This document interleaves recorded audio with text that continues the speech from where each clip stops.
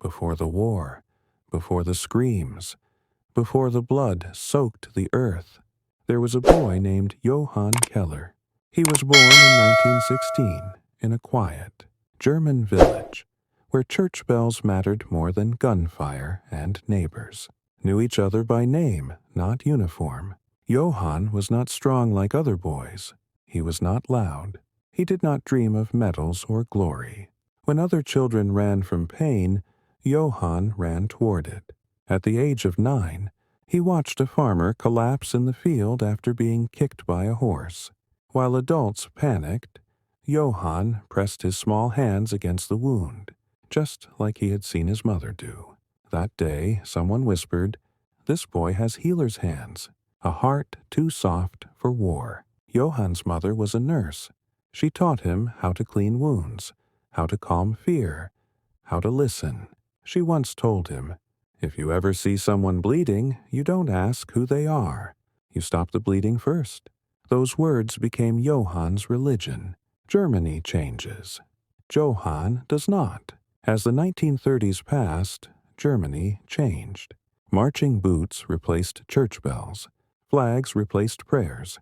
Young men talked about war. Johann stayed silent. When conscription arrived, he didn't resist. But he made one request. "I don't want a rifle. I want bandages." And so, Johann Keller became a battlefield medic. The day he left home, on the morning he left, his mother wrapped a Red Cross armband around his arm. She looked him in the eyes and said, "You may not save everyone, but you must try, every time." Johann nodded.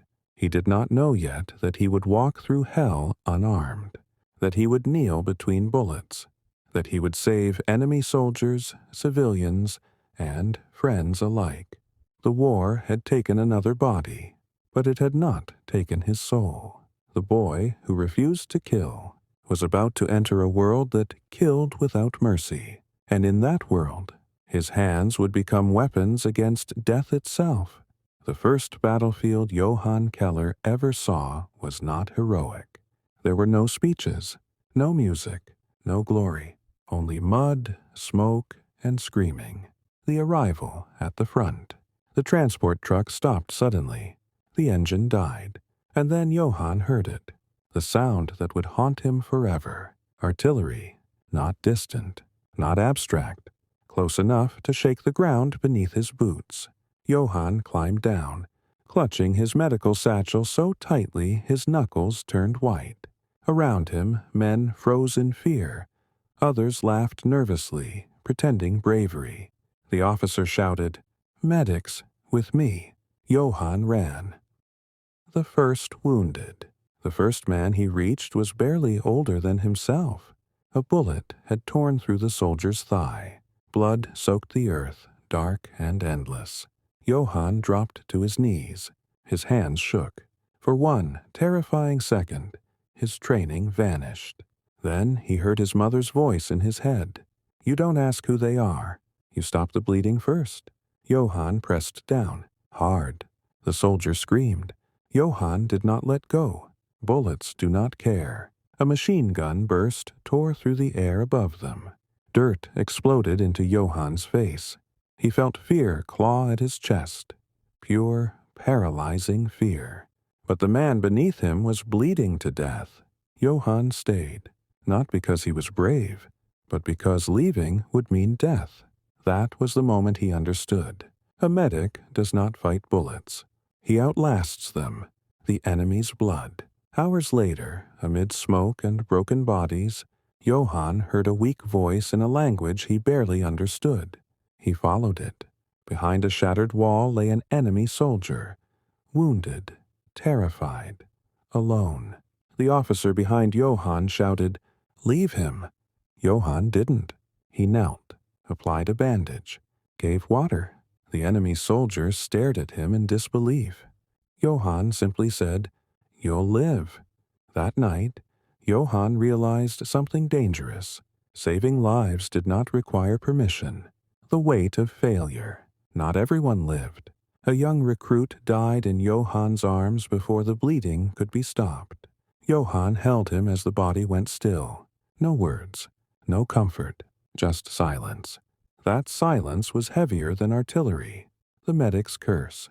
When the fighting paused, Johann washed his hands in muddy water. The blood would not come off. He scrubbed harder. Still there. That was when he understood. The war would never leave his hands clean again.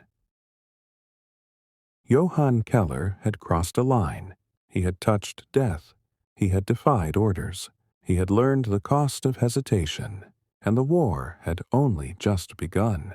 War teaches men many things.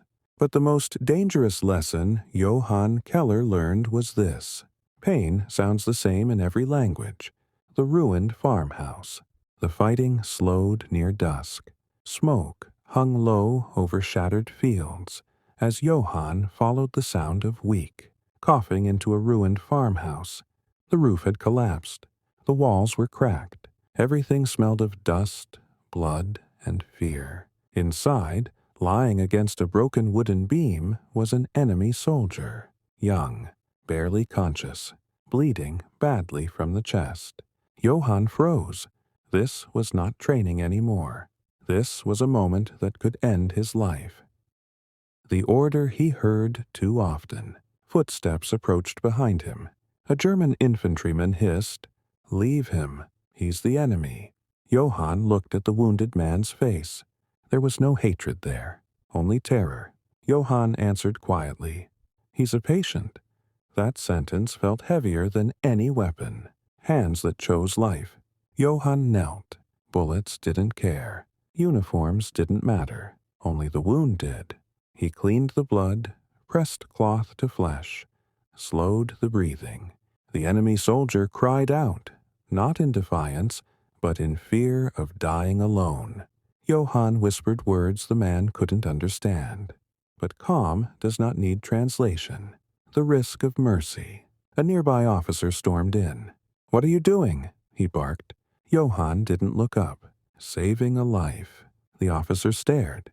For a long moment, nothing happened. Then the officer turned away. "Be quick." Johann exhaled for the first time in minutes.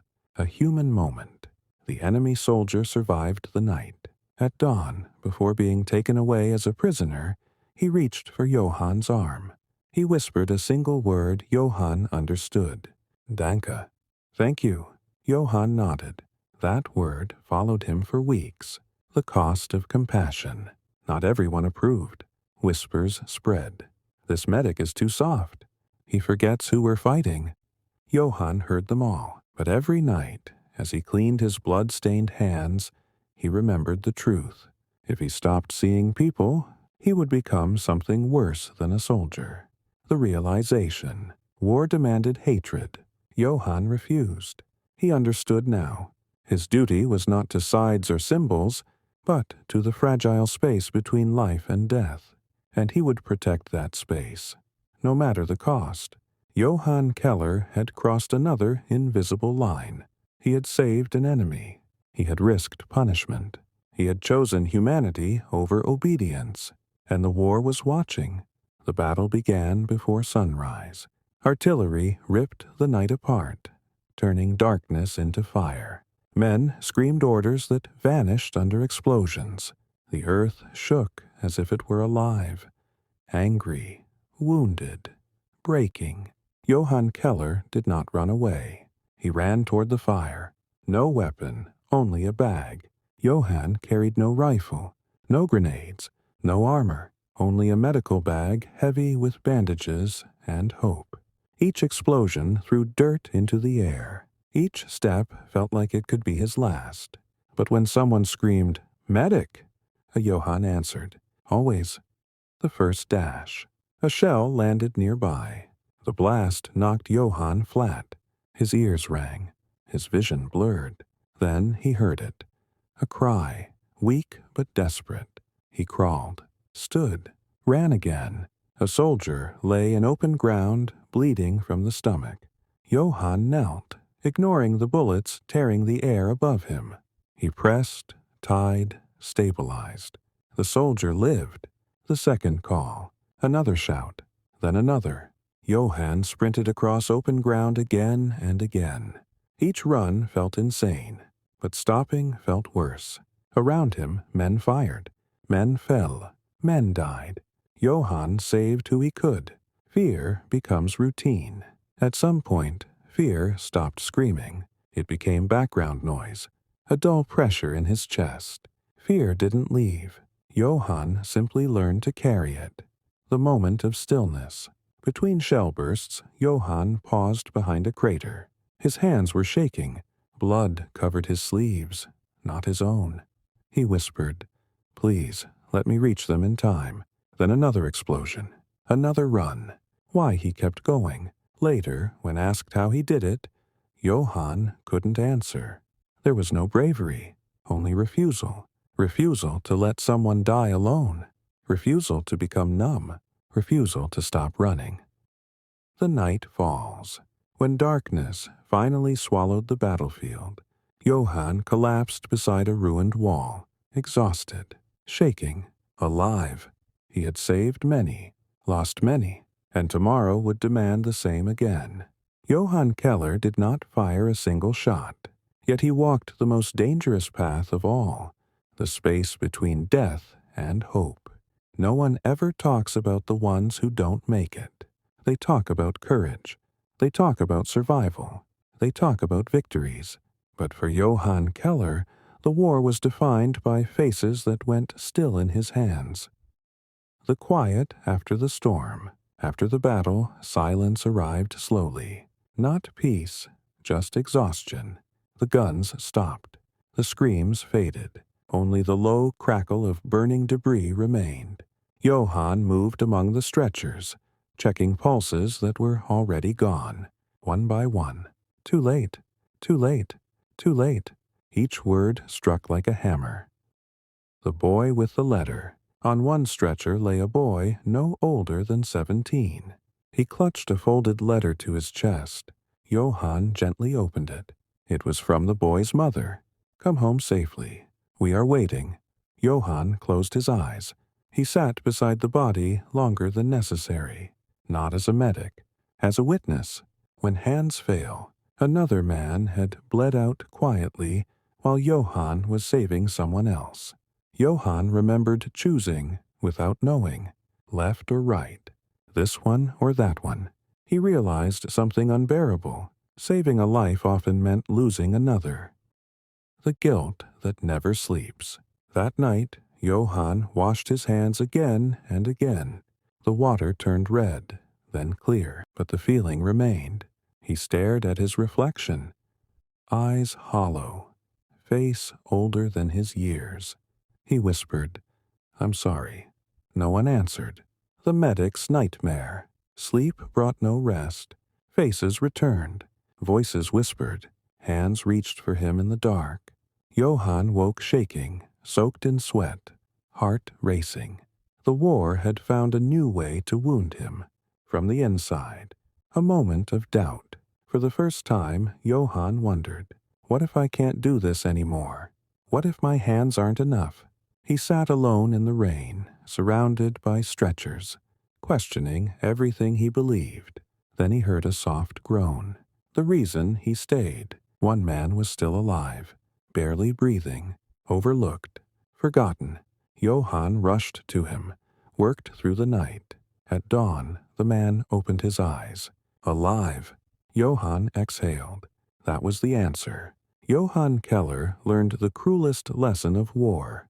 You don't save everyone, but sometimes saving one is enough to keep going. War does not respect mercy, and on this day, mercy stood exposed. Between two lines of fire, the collapsed line, the front shifted suddenly. An unexpected enemy counterattack smashed into Johann's sector, tearing communication lines apart. Smoke swallowed the field. Trenches collapsed. Men scattered in confusion.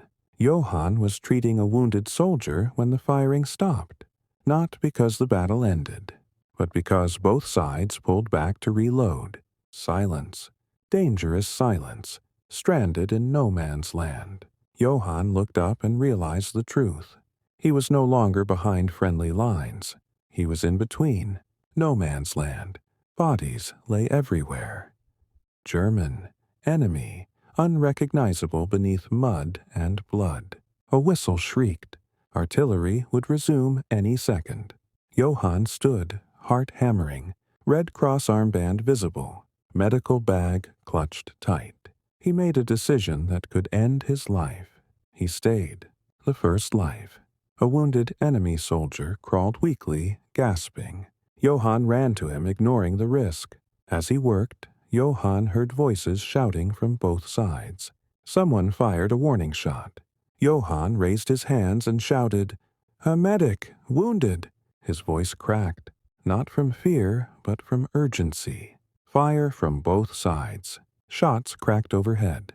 Not aimed, but close enough. Johann pressed down on the wound, speaking calmly while death screamed around them. Another wounded man cried out nearby. German. Johann hesitated for half a second. Then he moved, choosing no one, saving everyone. Back and forth Johann ran. Enemy. Friend. Enemy again.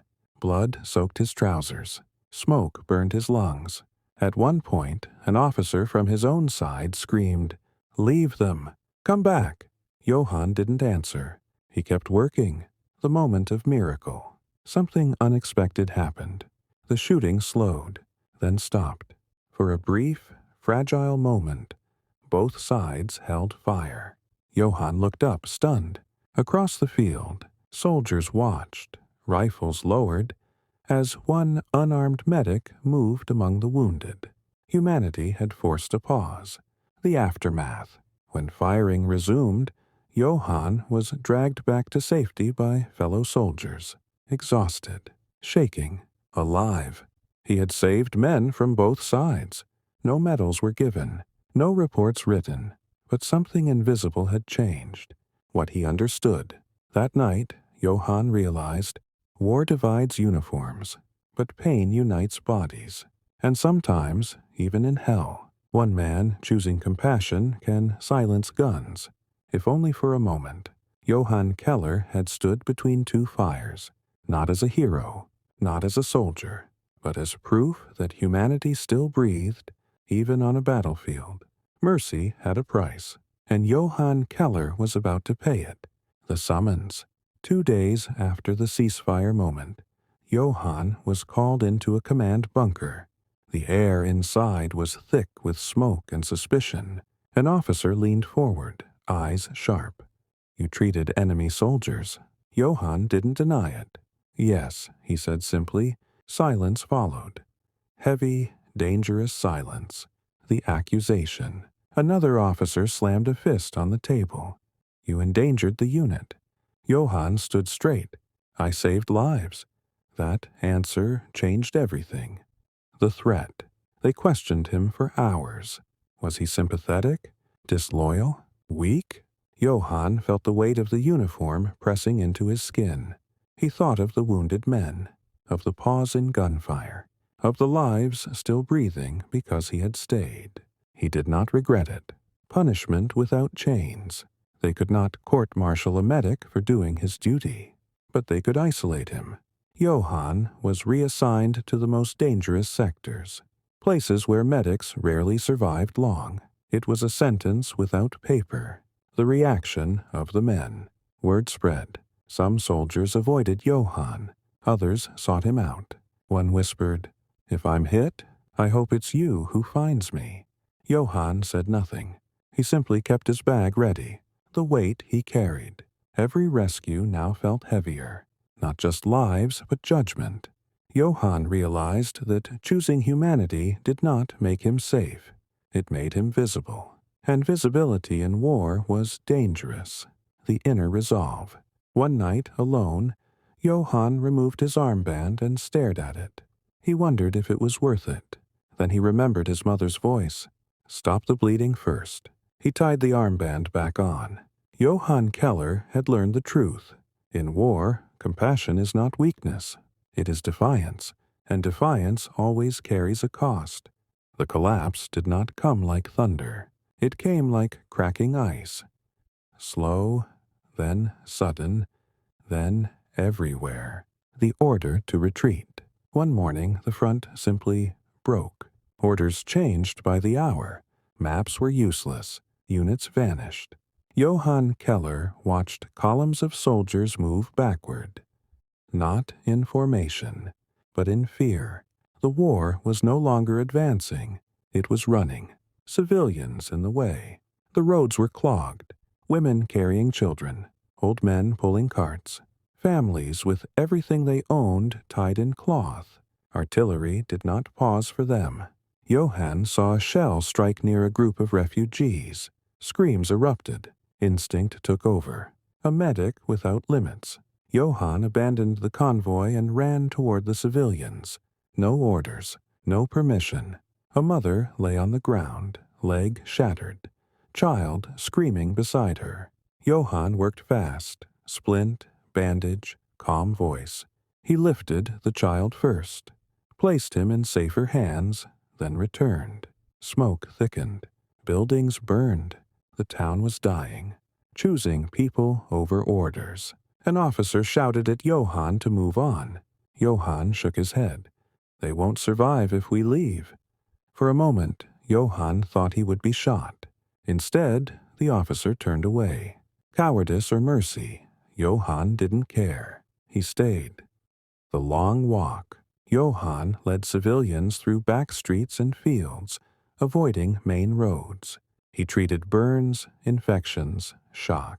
No one asked his name. No one cared about his uniform. They only saw hands that helped.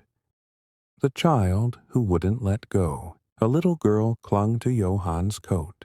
She had stopped crying. That scared him more than screams. He carried her for miles. When they reached safety, she finally spoke. "Don't leave." Johann gently placed her in her father's arms. He left anyway. He always did. The meaning of defeat. As night fell, Johann looked back at the burning town.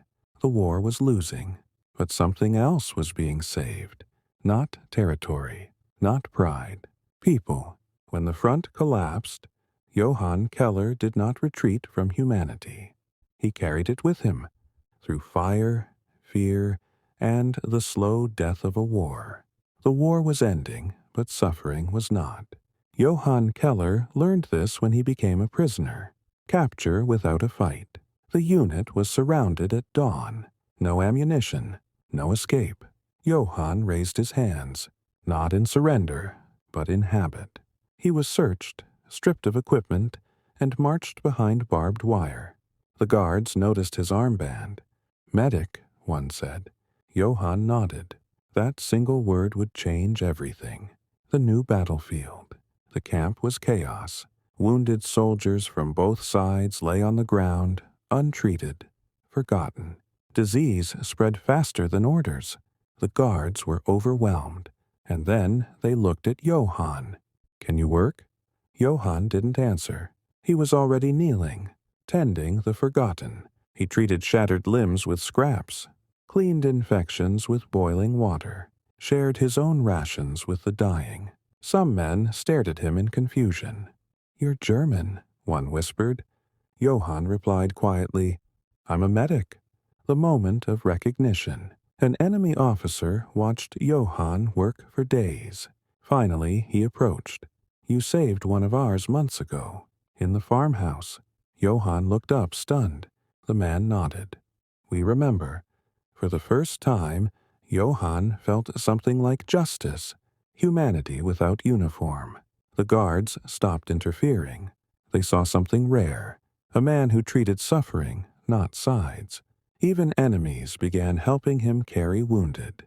Barbed wire meant nothing to pain.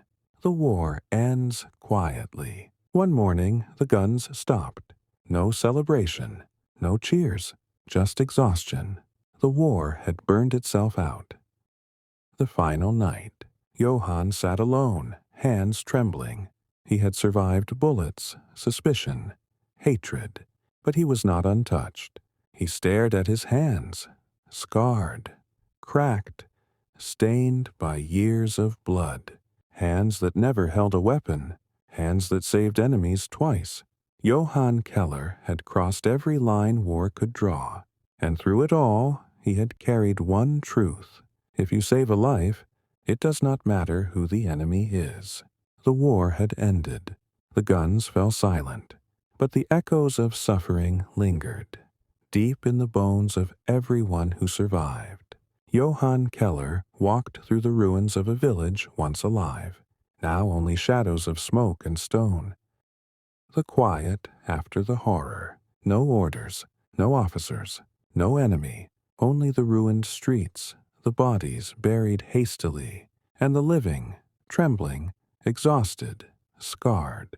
Johann's hands, once steady in chaos, now trembled from fatigue and memories.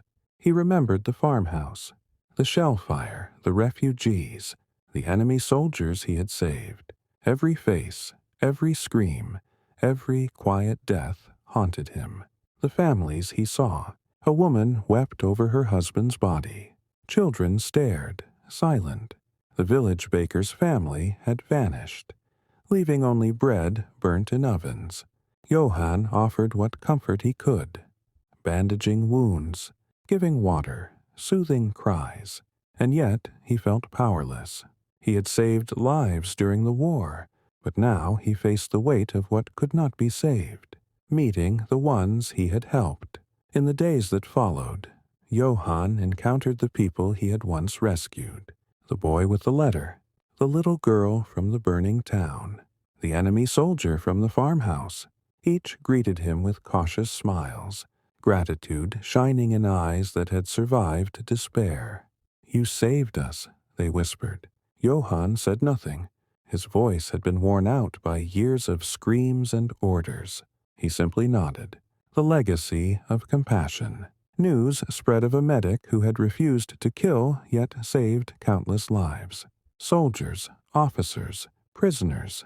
They told the story. Johann Keller did not become a hero in the traditional sense. No medals adorned his chest. No ceremonies hailed him. But he had achieved something rarer. He had preserved humanity, the silent reflection. One evening, Johann walked along a river, reflecting. The water mirrored the ruins of towns and cities he had passed. The reflection was not beautiful. It was raw. It was real. He remembered the faces of those he couldn't save. He remembered fear. He remembered hope. He remembered mercy. And he realized, I have lived not as a killer, but as a witness. And in that, perhaps, the world is not lost. Returning home, when Johann finally returned to his small village, he was a changed man. Neighbors didn't recognize him at first. The boy who left for war was gone. In his place stood someone who had seen death intimately, yet chose life. He tended the sick, helped rebuild homes, and taught children about courage. Not the courage to fight, but the courage to choose mercy in a world that had lost its way. The final moment. At sunset, Johann stood on the hill overlooking the rebuilt village. He took a deep breath. The war was over. The guns were silent, and still the legacy of his hands, hands that refused to kill, remained alive in every life he had touched. Johann Keller walked on, a man who had refused to kill, yet had fought the most important battle of all, the battle for the soul of humanity.